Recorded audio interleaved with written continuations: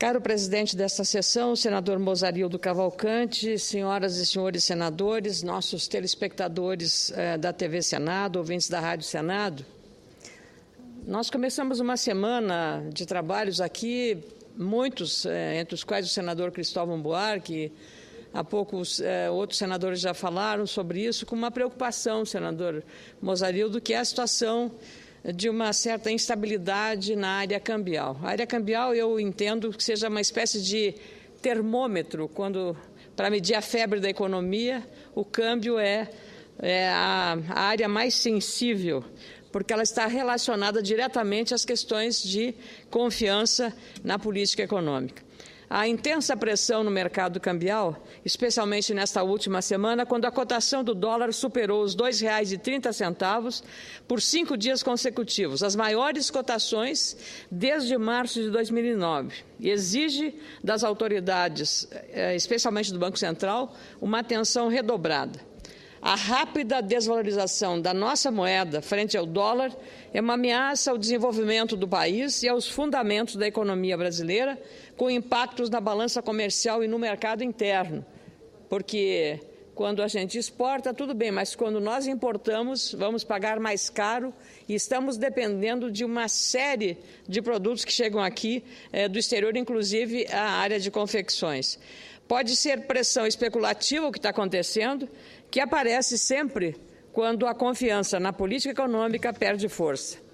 Precisa, portanto, ser enfrentada pela equipe econômica, esta crise cambial, de modo a preservar a estabilidade e o equilíbrio entre os diferentes agentes do mercado. É preciso destacar também que o real foi a moeda que mais se desvalorizou neste ano entre os países emergentes, segundo a análise de especialistas em mercado de câmbio e dados de agências de risco do Banco Central do Brasil e também do Fundo Monetário Internacional. Enquanto as desvalorizações das moedas da Argentina e do México, por exemplo, em relação ao dólar, foram de 10,9 pontos percentuais e 0,6 pontos percentuais, respectivamente, a queda do real, no mesmo período, em relação à moeda norte-americana, alcançou 17,6 pontos percentuais. Na Índia, a rúpia se desvalorizou 12,2% em relação ao dólar e o rand da África do Sul apresenta a queda de 15,9%. Portanto, nós, entre os emergentes, estamos com uma desvalorização superior à dos demais países que integram este bloco.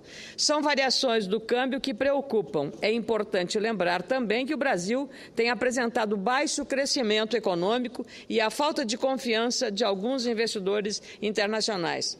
No caso específico da agricultura, e o meu estado, o Rio Grande do Sul, tem uma participação ativa e protagonista nessa área, é um setor altamente competitivo. As variações excessivas no câmbio causam grandes estragos. Se, por um lado, ela beneficia quem exporta, e aí nós temos as nossas commodities, como a soja, por exemplo, e também a área de carnes, por outro lado, o dólar mais forte afeta os custos dos insumos da produção agrícola, porque nós somos dependentes ainda da importação desses insumos, como é o caso de fertilizantes, onde praticamente há uma concentração de apenas 2 fornecedores, e defensivos agrícolas, que respondem aproximadamente, os dois do conjunto, defensivos e fertilizantes, 70% dos gastos dos agricultores. Os preços desses produtos são atrelados ao dólar e, por isso mesmo, aumentam as chances de custos mais altos aos agricultores, como também o endividamento das empresas que tomam empréstimos no exterior. São mais barreiras ao desenvolvimento sustentável de uma atividade que tem contribuindo muito para o crescimento do nosso produto interno. O câmbio desvalorizado agrava também a situação de outros setores da economia, pois aumenta as dúvidas sobre o custo de vida e de produção. A velha inflação batendo à nossa porta. Qualquer um que for ao supermercado nota que os preços dos alimentos estão bem mais caros. E, claro, Com o dólar valorizado por tempo indeterminado em relação ao real, as dificuldades para controlar a inflação tendem a aumentar, porque no médio e longo prazos, o câmbio muito valorizado em relação ao dólar, ao real, melhor dizendo, gera aumento dos preços, inclusive dos combustíveis. Por isso, se torna mais um problema para o controle da inflação e limitar a melhor gestão da economia do país. Está limitando essa circunstância. Na manhã de hoje, a moeda estrangeira superou o patamar de R$ 2,40. Portanto, abriu a semana em alta, depois de ter alcançado R$ 2,39 na última terça-feira. O Banco Central teve que injetar mais 2 bilhões de dólares em contratos de dólar no mercado futuro, chamados de swap cambial, para tentar conter a alta da cotação do dólar. Vale lembrar também que nem mesmo a atuação do Banco Central, que injetou mais de 3 bilhões de dólares no mercado futuro na semana passada, evitou que a moeda americana encerrasse a semana com cotação próxima a R$ 2,40. A conjuntura internacional também não está favorável. A crise política do Egito, que tem feito subir os preços do petróleo, e as dúvidas sobre a continuidade da política mensal de estímulos do Banco Central dos Estados Unidos, o famoso Fed, Federal Reserve, aumentam as incertezas. Por isso, nos momentos de dúvida, quanto mais claros forem as políticas econômicas e mais firmes e confiáveis, menos espaços serão abertos para especulações ou prejuízos à economia. Pessimismo não se combate com marketing ou propaganda. O mesmo se diz para credibilidade e confiança. Não sou economista, mas a história mostra que ações reais na economia real trazem mais benefícios que prejuízos. Aliás, no domingo, o editorial do jornal O Globo inclui uma avaliação pertinente sobre o papel do câmbio como um importante termômetro para antecipar tendências ou prever movimentos da economia nacional. Segundo o editorial, há razões, senador Cristóvão Buarque, de ordem interna que podem justificar a desvalorização do real frente ao dólar. Há uma mudança de conjuntura se aproximando, o que obriga o Brasil a enfrentar a realidade que o governo antes imaginava que seria possível contornar. Enfrentar a inflação sem uma forte contribuição da política fiscal, com maior controle sobre as despesas de custeio, é algo cada vez mais inviável. Porque a eleição está tomando conta das prioridades do governo. Do mesmo modo, senador Cristóvão, não dá mais para postergar a prioridade para a realização de investimentos em infraestrutura. E isso exigirá, de fato, o abandono da visão preconceituosa quanto à participação do setor privado na área pública, com as famosas parcerias público-privadas. Com muita alegria, concedo a parte ao senador Cristóvão Buarque. Senadora Ana Amélia, mais uma vez estamos nós aqui falando de economia. Por muitas vezes aqui, a senhora, eu e alguns outros, alertamos o governo de que a economia estava bem, mas não ia bem. Eu repeti, bati, não me contentei em falar, escrevi, publiquei, mostrando que, embora a economia naquele momento, falando 2 anos e meio atrás, tivesse com uma chance de crescer, tivesse com grandes reservas, tivesse com superávit, tivesse com a inflação baixa, tivesse um câmbio sólido, as coisas não iam bem. E eu mostrava cada um dos problemas que poderia vir adiante. Um deles era o câmbio. O câmbio que trazia embutido 2 tipos de problemas. Se ficasse naquela taxa, dava problema à indústria. Se desvalorizasse, trazia problema para a inflação. Aquela era a hora, quando havia uma estabilidade monetária, de fazer os ajustes para que a taxa de câmbio retomasse o incentivo às nossas exportações. Não foi feita. Agora fica numa posição atabalhoada, porque já passou do ponto que se queria, e o governo e o Banco Central, veja que um dos problemas é essa mistura, governo e Banco Central. Não devia nem ser misturado, mas mistura-se. O presidente do Banco Central é ministro. É uma coisa estranha isso. Pois bem, eles estão vendendo reservas e mais reservas e mais reservas. Aparentemente, é um saco sem fundo, que pode trazer algo mais grave, que é uma queda no índice de confiança do Brasil no exterior. Se as reservas chegam abaixo de um certo ponto, imediatamente baixa a nota que o Brasil tem de confiança lá fora. E aí cai a vinda de dinheiro. Aí cai ainda mais o dólar. E aí a inflação aumenta. Não foi feito na hora. Não foi feito também, como a senhora disse, a redução dos gastos. Tinha que ter sido feito isso. E aí, em alguns momentos, são medidas difíceis que vão exigir de nós posições sérias aqui dentro dessa casa, porque o governo sozinho não consegue fazer isso.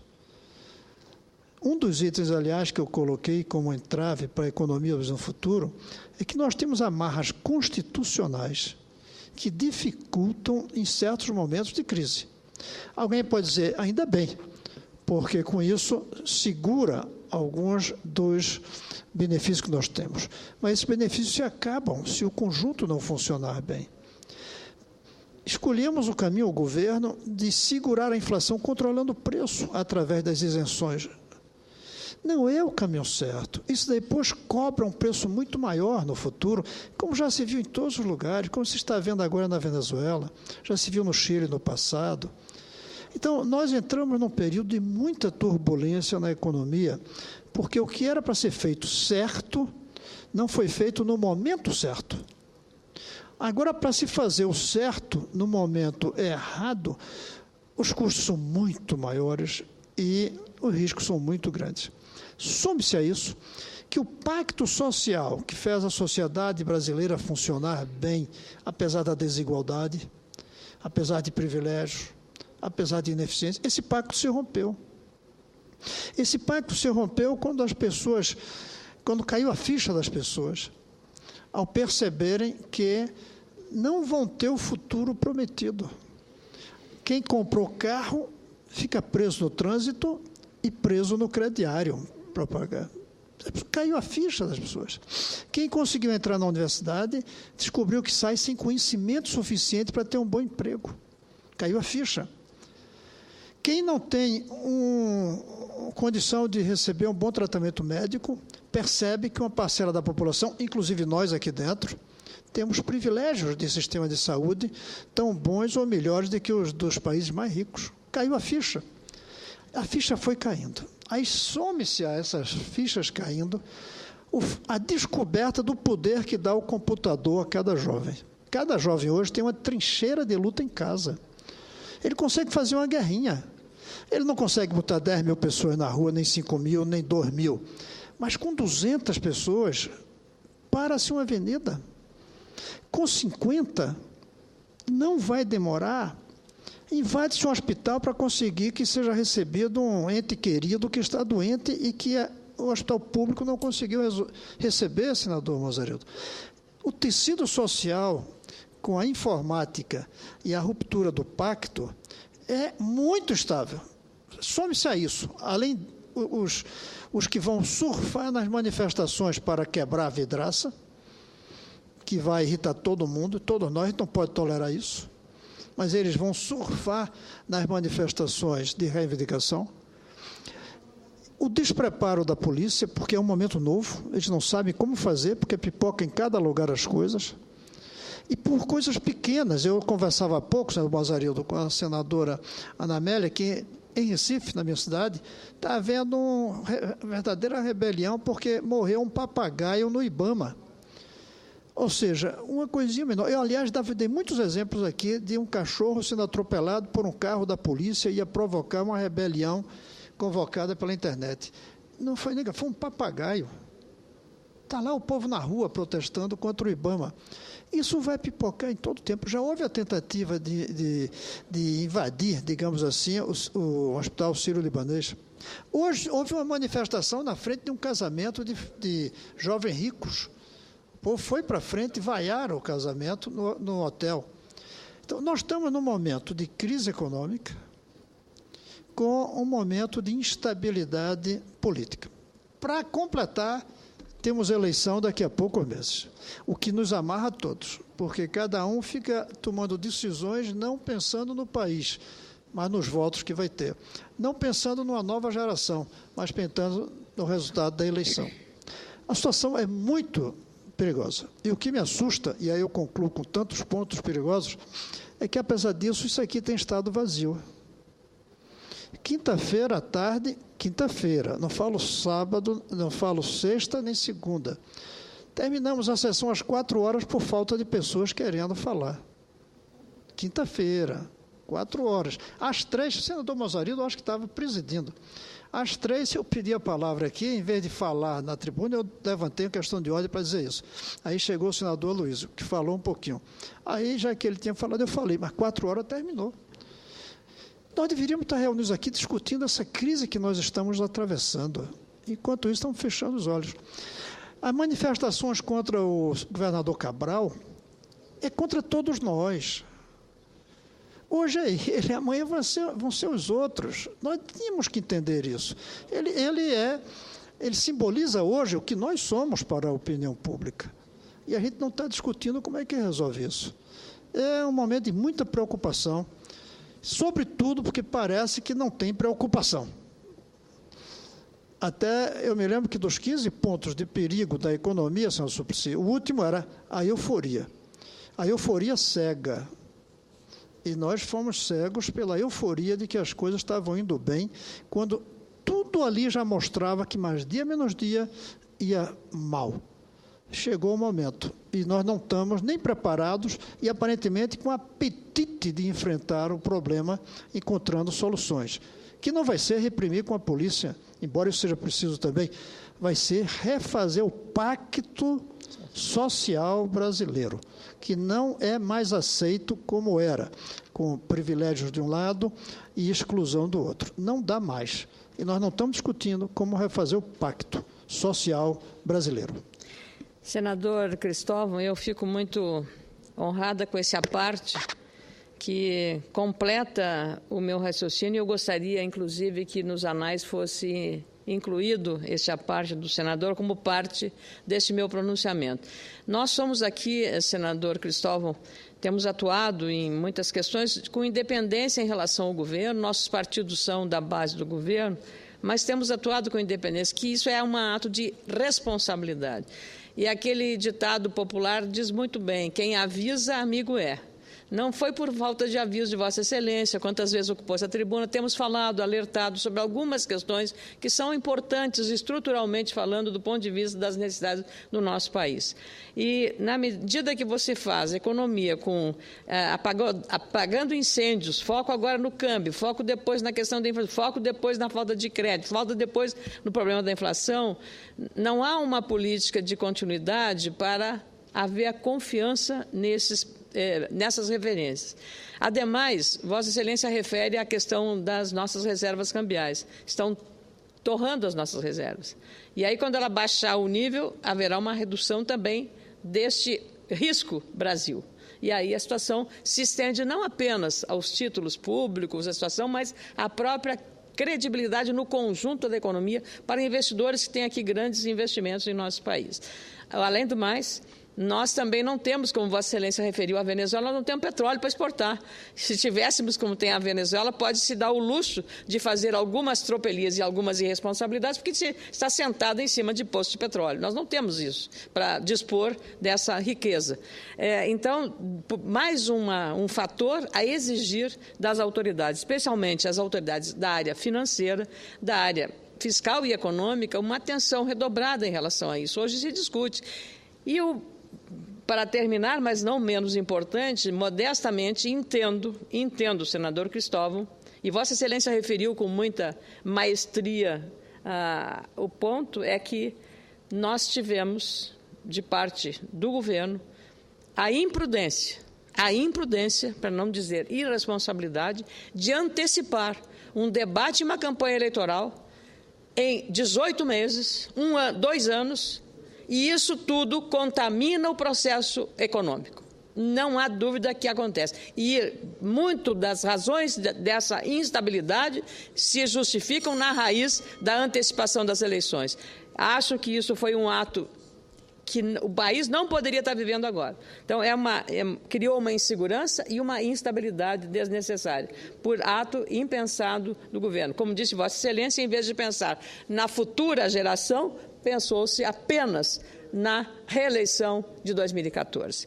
Mas lhe agradeço imensamente a contribuição valiosa que Vossa Excelência deu. Queria pedir ao presidente, lembrando que nós estamos vendo essas questões todas aí e já vamos ver agora, inclusive, nas próximas licitações para a concessão de aeroportos, ferrovias, portos, assim como do campo de petróleo de Libra, na camada do pré-sal, oportunidades que restam para o país demonstrar que está ajustando, de fato, o rumo da política econômica. Portanto, é preciso muita clareza e muita segurança sobre isso. Como é que o senhor vai dar garantia aos investidores se você não tem segurança? A chamada previsibilidade. Esse mesmo ajuste de rota é o que está programado para amanhã, nesta Casa, com o exame dos vetos presidenciais, e já alteramos, por meio de projeto de resolução, no último dia 11 de julho, artigos do Regimento Comum do Congresso. Assim que os vetos forem comunicados ao presidente do Senado, Renan Calheiros, o Congresso terá 72 horas para criar a comissão mista e definir o calendário de votação do veto, como os previstos para amanhã. Aliás, a senadora Vanessa Gradiotin trabalhou intensamente nessa matéria. Esse novo cronograma de trabalho vale para os vetos publicados a partir de 1º de julho de 2013. Será oportunidade rara para cobrarmos do governo o cumprimento de acordos assumidos, que resultem em políticas transformadoras e condizentes com os anseios dos eleitores. Não podemos mais aceitar propaganda como solução para os problemas reais do nosso país. Cito casos concretos como o veto da Presidente da República ao projeto de lei 200 de 2012, que acaba com a cobrança provisória de uma multa adicional de 10% do FGTS nas demissões sem justa causa. Não é o direito pétreo do trabalhador dos 40%, nada a ver, aquilo permanece intocável, é a cláusula pétrea de uma garantia de um direito dos trabalhadores, constituída em 2000 e na Carta de 88. Estou falando de um adicional aos 40% que sobra... Ficou 50%, mas que esses 10% não vão para o bolso do trabalhador. Ficam no Tesouro, isso fica no Tesouro, os 10% vai direto para o Tesouro. E o motivo, quando foi criada essa sobretaxa, dessa multa, foi para cobrir os rombos de planos econômicos. Foram liquidados, foram encerradas as dívidas e os passivos desses planos econômicos, e aí, pelo que estava acordado, suspender-se-ia a cobrança desse adicional. Continuaram cobrando.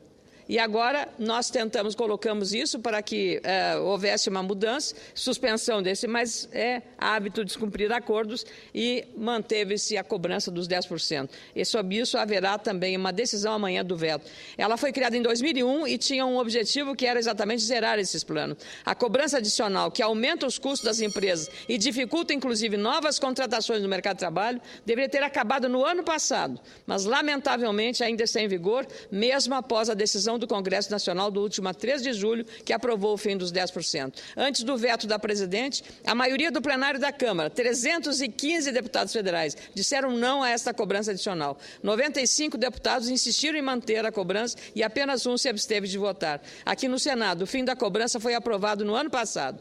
O governo federal, ao contrário, insiste em dizer sim para mais este peso que recai sobre o caixa das empresas, retirando a competitividade do setor empresarial e barrando o crescimento econômico.